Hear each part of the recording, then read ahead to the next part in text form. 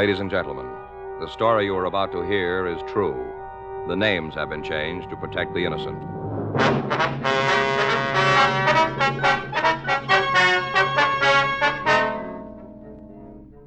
You're a detective sergeant.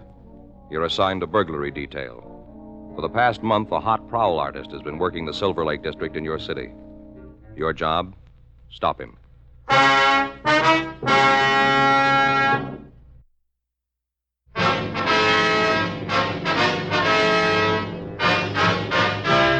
Dragnet, the documented drama of an actual crime.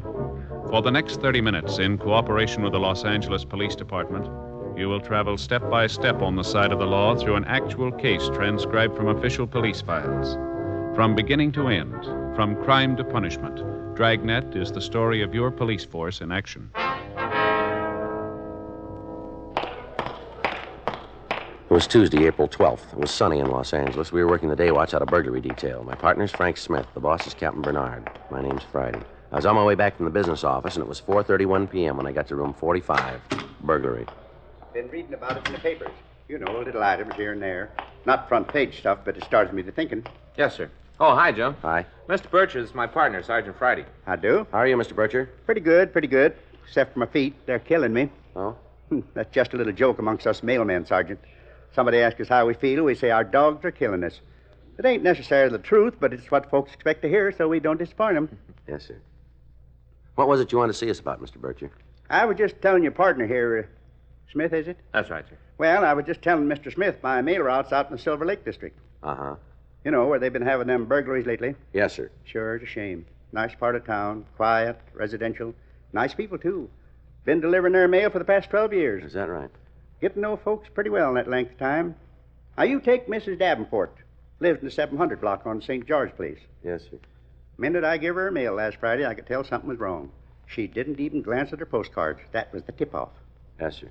Told me somebody had sneaked into her house that morning. Stole $20 in cash and her diamond engagement ring. Said she'd left it on the sink when she started doing the breakfast dishes. Went in the other room to answer the phone. That must have been when she was robbed. Mm-hmm. You already heard about Mrs. Davenport being robbed, have you? Yes, sir. We talked to her last week. Oh, you're the fellas come to see her about it? That's right. You had any luck yet? How's that? Catching the fellow that robbed her. No, sir, not so far. Well, I don't know whether this will help you out or not, but I thought I ought to tell you about it anyway. About what, Mr. Bircher? Well, it happened twice to my knowledge. Twice in the last 2 weeks. Once just this morning. That's why I come down here as soon as I got off work. Mm-hmm. It was Mrs. Perkins on South Maltman that happened to today. Said she walked down into her kitchen, and there he was, big as life. Yes, sir. Stranger. Complete stranger. She asked him what he was doing there. He said he was from the light company. Come to repair her electric stove. Mm-hmm. Thing is, Mrs. Perkins don't have an electric stove. Mm-hmm. Fella apologized, said he got into the wrong house by mistake. Mrs. Perkins didn't think nothing about it and just happened to mention it when I come by with the mail. I didn't think nothing about it either, not at first. Yes, sir. Then I remembered same thing happened to Mrs. Johnstone over on Scott Street. 10 days ago. Found a man from the light company standing in her kitchen. She hadn't sent for him either. He said they'd given the wrong address. Now, it just don't stand to reason the light company'd be sending people to the wrong addresses all the time. No, sir, it doesn't. Got to thinking about them burglaries. Mrs. Davenport and the ones I read about in the papers. Wondered if there wasn't some connection. Well, there might be. It's the way a hot prowl artist works. Hot prowl? Daytime burglar. Operates when the victim is apt to be in the house. Oh. Would you give us their addresses, Mr. Bircher? Huh? The two ladies you were telling us about? You mean that found the fellow from the light company in their kitchen? Yes. Mrs. Perkins. She lives on South Maltman, number 201. Mrs. Waldo Perkins, that's her full name. 201. And the other lady? Johnstone. Mrs. Nellie Johnstone. She's a widow lady. Her address is 1247 Scott Street, corner of Scott and Brandon. I see. Thank you. Would you mind showing us just what your mail route covers, Mr. Bircher? Huh? On the map over here. Would you come over here? Oh, sure. Sure. Here we are. Starts here. Mm-hmm. Down this street like so, then over here. This whole section. These streets here, down here. Mm-hmm. This is where I end up. I see. That's the right area, all right. Yeah. Anything else I can do for you? No, sir, I don't believe so. We appreciate your coming in. Figured out I ought to help you if I could, seeing as how we both work for the same boss, How's that? the taxpayer.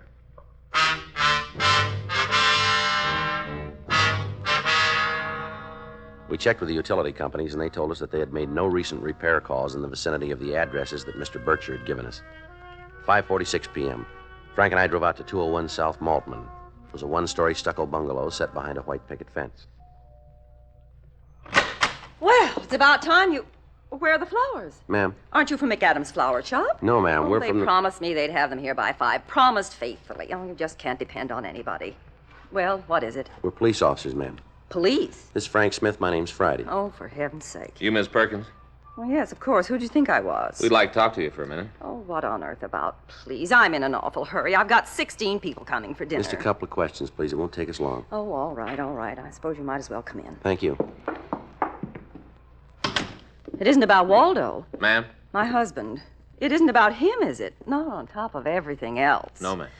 Well, I don't know whether I'm coming or going. I'm just not up to a big dinner party anymore. I shouldn't have tried. Yes, ma'am. We understand you had a visitor this morning, Miss Perkins. Visitor? A man who said he'd come to fix your stove. Oh, yes. Now, how on earth do... Oh, that mailman. I ought to know better than to tell him anything. He spreads it all over town. Yes, ma'am. You hadn't sent for an electrician, had you? Oh, certainly not. If anything was wrong with my stove, I'd send to the gas company. It's a gas range. Well, could you describe him for us, please? Describe him? That's right. I don't know what you mean. Well, what did he look like? Was he tall or short? Oh, I hardly even looked at him. He was just an ordinary man. I see. How old would you say he was? Isn't this kind of foolish? Well, we aren't sure yet, ma'am. Do you have any idea of his age? Oh, youngish, I guess. About 30. Mm-hmm. How was he dressed? I'm afraid I don't remember. Well, did he have on a uniform of any kind? No, no uniform. Suit, I think. I didn't pay much attention. No scars, anything like that? Well, not that I noticed. Might have. Well, just what did he say to you? Well, just that he'd made a mistake, that he was in the wrong house, that's all. Mm-hmm. Do you have any kind of an accent? No. He sounded like a plain, everyday American to me. I see. Do you think you'd recognize him if you saw him again? Oh, I don't think so. If it had been some other day when I wasn't so busy, when I didn't have so much on my mind... Yes, ma'am. Did you notice where he went when he left here? Out the back door? Did he drive away? I really haven't any idea. If you're so interested in the poor man, you better talk to Margot. Margot? Mrs. Summersby, my next-door neighbor. She was doing some gardening this morning. I see. I suppose she saw him, too. There isn't much that gets by Margot. She's a little on the nosy side, if you know what I mean. Yes, ma'am. Which house is hers? That one there. I see. Now, I've just got to get back to my dinner. I haven't even started the salad yet. Well, just one more thing, Miss Perkins. Well, what is it now? Is anything missing from around the house? Missing? Yes, ma'am. Money or anything of value? Why, no. No, of course not. You sure, are you? What on earth are you driving at? A man makes a perfectly honest mistake. Next thing I know, the police are bothering me. You'd think he was a criminal or something. I'm sorry we troubled you, Miss Perkins. I just don't understand it. People come here all the time, day in and day out. Some of them have the right address, some of them have the wrong one. Spend half my life answering the doorbell. Yes, ma'am. What's so special about this fellow? He didn't ring your doorbell.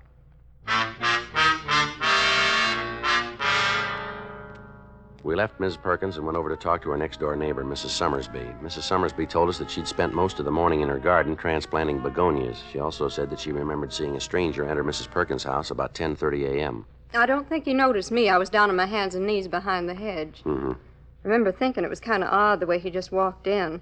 Then I decided it was probably somebody about the party she's giving tonight. Delivery man, somebody like that. Yes, ma'am. Did you see him leave? A couple of minutes later, he came backing out, headed out toward the front of the house. Do you have a car? Well, I suppose so. You aren't sure? No, I just assumed he did if he was a delivery man. Mm-hmm. Could you describe him for us, Mrs. Summersby?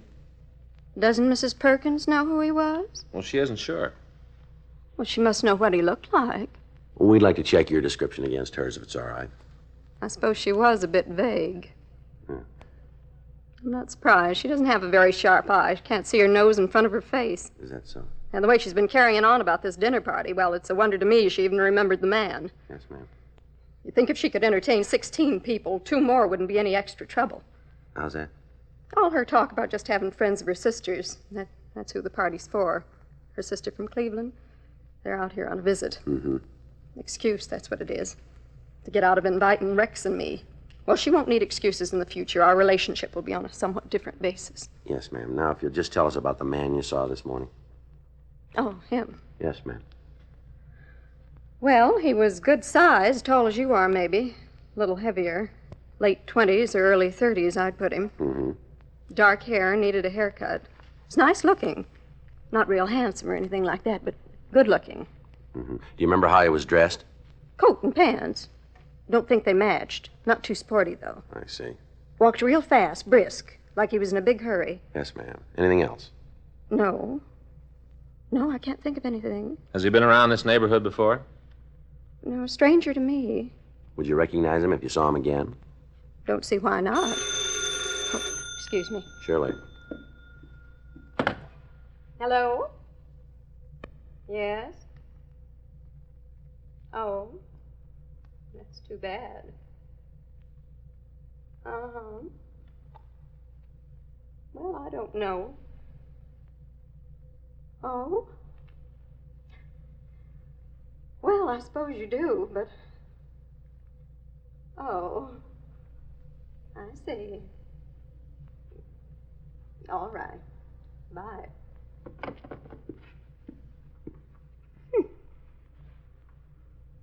Mrs. Perkins Is that right? says the Barringtons can't come. Mr. Barrington's got virus. Wants me and Rex to fill in at the last minute. Well, if you're all through, Sergeant, Yes, ma'am. Thank you. I'd better start getting ready.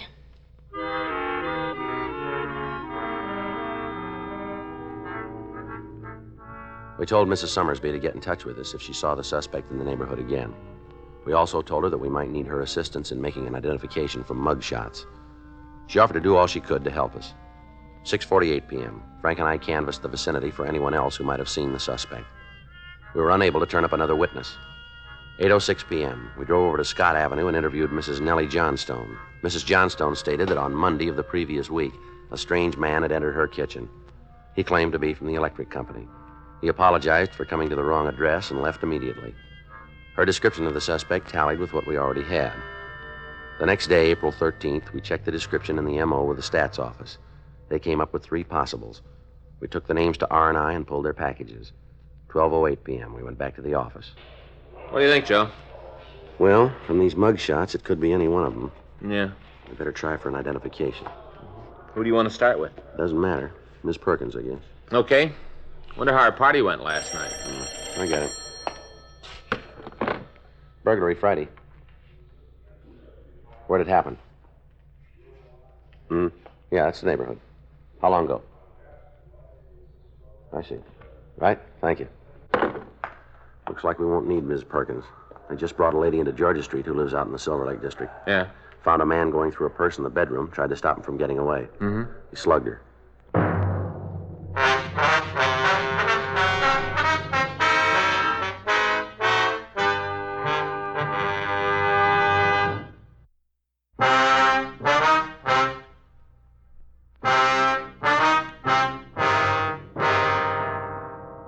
We drove over to Georgia Street Receiving Hospital and talked to Dr. Sebastian. He told us that a Mrs. Violet Castle had been brought in for treatment. He said she had a bad bruise on her face and a slight concussion. He also said she hadn't lost consciousness and was able to talk to us. Miss Castle? Yes? Police officers, ma'am. Okay. We'd like you to tell us what happened, if you would. Well, I told the others when they come to get me. Yes, ma'am. We'd like to hear it from you. Well, he was just standing there by the dresser. I couldn't imagine where he come from. Uh-huh. I didn't say anything for a minute. I was too surprised. He didn't seem to know I was in the room. His back was towards me. What was he doing? Well, I couldn't tell, not at first. And then I heard a little snap. Just a click. Mm-hmm. I realized he was opening my purse. Yes, ma'am. Started fumbling at the things inside. I must have moved or something. Anyway, he looked up, saw me in the mirror. Mm-hmm. His eyes opened up real wide like he was scared. I remember thinking he's more scared than I am. Did he say anything? No, sir, not a word. I did all the talking. Told him to put down my purse. Put it down, I said. Tried to sound real sure of myself. And what happened then? He dropped the pocketbook, turned around toward me. I don't think he had a gun or anything. If he did, I didn't see it. Yes, ma'am. He just started running toward the door. I moved over so as I'd been in his way. Where do you think you're going? I said. Mm-hmm. He didn't answer. He just pushed past me. I grabbed at his arm, and that's when he hit me. Here, where the bandage is. I see. Must have struck the chair when I fell. The doctor tells me I'm going to have a real bump. Guess everybody will be saying Violet Castle sure got the swell head, huh? Yes, ma'am. I didn't faint, though. I thought for a minute I was going to, but I didn't. Mm-hmm. I heard him run out of the house like I heard a wild horse's the way he pounded out of there. Managed to get to my feet, made it to the telephone in the hall, and called the police. Mm-hmm. They sent an ambulance for me. Got there real quick. First time I ever rode in an ambulance. Is that right? Oh, I've had my share of sickness. I've been in hospitals and all that, but I never had an ambulance ride before. Yes, ma'am. Siren, too. Siren going all the way down here. I thought I must be pretty bad off if they had to use a siren like that, but the doctor says it's usual. Mm-hmm. Who told me I'd be up and around again in a few days, be my old self, except for my lump? It'd be a while before a lump like that goes away. Mm-hmm. You think you could identify the man who hit you, Mrs. Castle? Identify him? Well, yes. If we showed you some pictures, could you pick him out? Right now? Yes, ma'am. Oh, I'm afraid not. Oh? But it isn't that I wouldn't know him, you understand, him or his picture. I'm not likely to forget that face. Well? Too dark in here for me to look at any pictures. Way too dark. Doctor said they had to leave the blinds down for the time being. Told me not to turn the light on. I understand. I'm sorry I can't be more help, but the doctor left strict orders. Yes, ma'am. I'll check on it, Joe. Thank you. Always believe in following doctor's orders. Yes, ma'am. No use paying a doctor unless you do what he tells you. It's how my husband always used to put it. Mm-hmm. Of course, I'm not paying anything here, am I? That's what they told me. Yes, ma'am. I explained I wasn't a charity case. I got some health and accident insurance. I guess you'd call this an accident, wouldn't you? Well, I'm not sure. I imagine so. Dr. Sebastian says it'll be all right. Turn the lights on for a few minutes, Joe. Okay. Are you sure it's all right? Yes, ma'am. He said so. Well, he was so positive before about keeping it dark in here. Well, a couple of minutes probably won't make any difference, Miss Castle. Well, the doctor says so. Yes, ma'am. Ooh, sure seems bright, don't it? Yes, ma'am. Now, if you just look through these photos. I'll do my best. It sure is funny. How's that? You getting here so quick and having pictures all ready to show me. Well, we don't know that we've got his picture here. Well, that's what's so funny. Ma'am. This is him, right here. Mrs. Castle positively identified one of the mugshots we'd shown her. Ralph Foster Maple. Maple had done time for burglary. The three ladies we had previously interviewed also identified the suspect's picture. 3:16 p.m. We went back to the office. The crime lab reported that there were no fingerprints or other physical evidence at Mrs. Castle's home. Frank and I checked the phone books and city directories for Maple's address. There was no listing. We ran DMV for a car registration. They had nothing under his name, but they told us that a Mrs. Ralph F. Maple at 317 Himber Street was the registered owner of a late model Nash sedan. 4:48 p.m. We drove out to interview Mrs. Maple. Yes? Mrs. Maple, Yes? your husband in? My husband? Yes, ma'am. I'm afraid you've made a mistake. Oh? I'm not married. Not anymore. Oh, I see. You were married to Ralph Maple? Yes? We're police officers.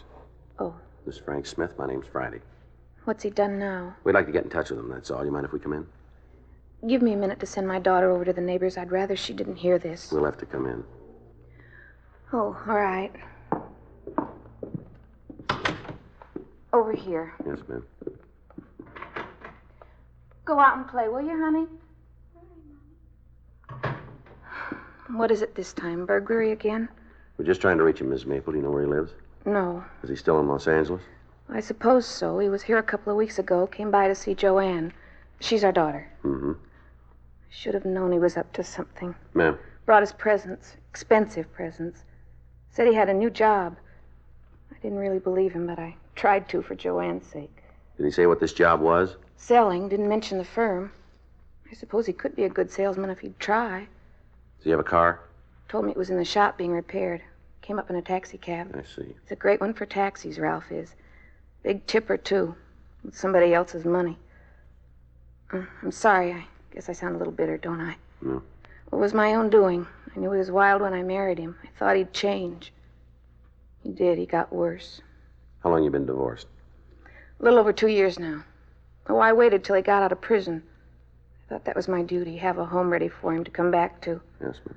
Wouldn't hold down a job, didn't even try. Well, we'd managed without him while he was in San Quentin. I knew we could do it again. He's supposed to support Joanne. I haven't seen a penny in 6 months. Always brings her a present, though. That's his way of trying to get on the good side. Mm-hmm. You know any of his friends who might help us locate him? His friends aren't my friends, Sergeant. Yes, ma'am. But you won't have any trouble finding him. Ma'am? He'll be here tomorrow. Oh. It's Joanne's birthday. He'll bring her something. He'll be here. Mm-hmm. I suppose he does love her. In his way. Maybe he loves me, too. Mm-hmm. Maybe I love him. I was even thinking about us getting back together. If it was true about his new selling job. I guess you never learn, do you? You're sure he'll be here tomorrow? He won't miss Joanne's birthday. Ralph's a very thoughtful father, not the kind of man who forgets birthdays and anniversaries. I see. Might forget to pay his bills, but that's different. Yes, ma'am. It'll be quite a birthday present for Joanne, won't it? What's that? Her father getting arrested again.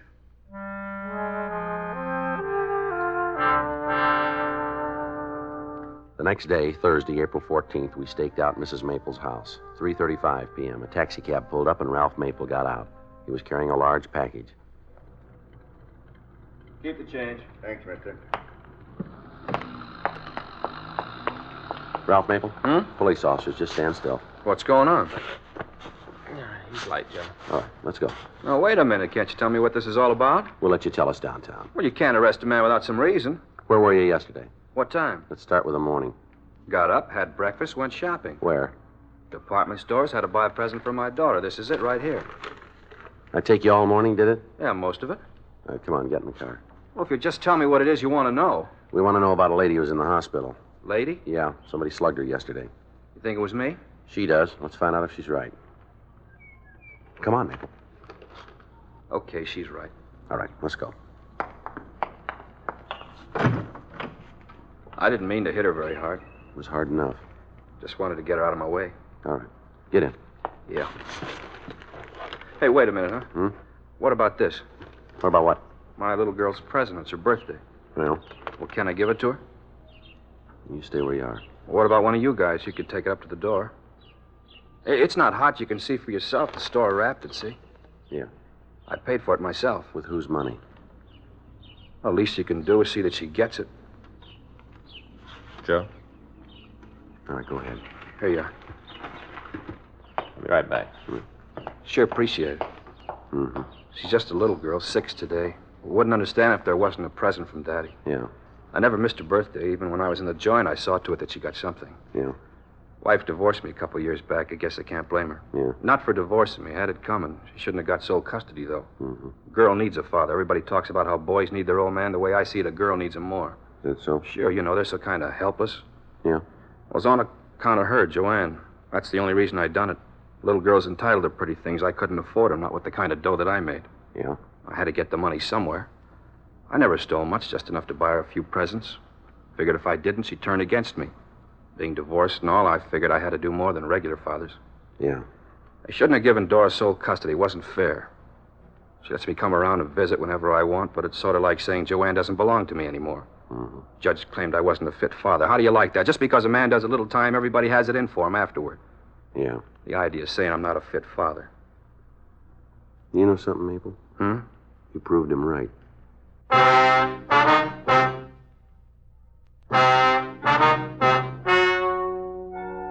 The story you have just heard is true. The names were changed to protect the innocent. On August 6th, trial was held in Department 98, Superior Court of the State of California, in and for the County of Los Angeles. In a moment, the results of that trial.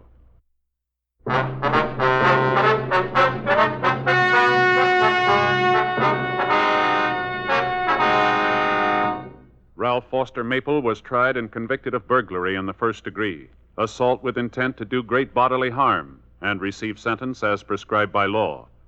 Burglary in the first degree is punishable by imprisonment for a period of not less than 5 years. Assault with intent to do great bodily harm is punishable by imprisonment for not more than 5 years in the state penitentiary.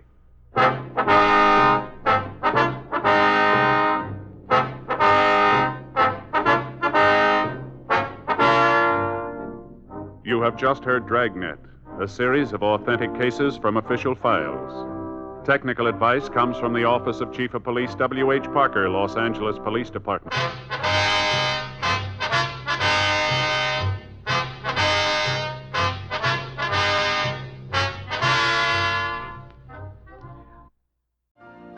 You've been listening to the OTR Gold Network.